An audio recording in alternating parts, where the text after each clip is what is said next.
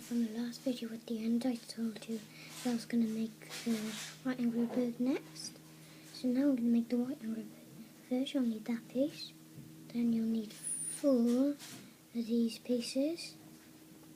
Stick them there.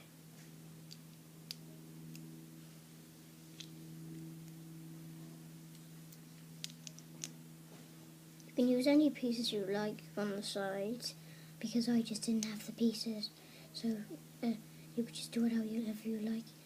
And then you get this piece, and then put it there, so it looks a bit like that.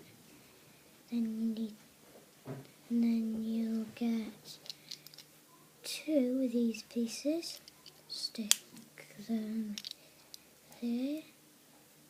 Then get 2 of these pieces, stick them there, so it looks like that. Then you'll get this piece, 1 more of that piece, stick them both on the side of the eyes. Then you get this piece, stick it there. That's how you make a white angry bird.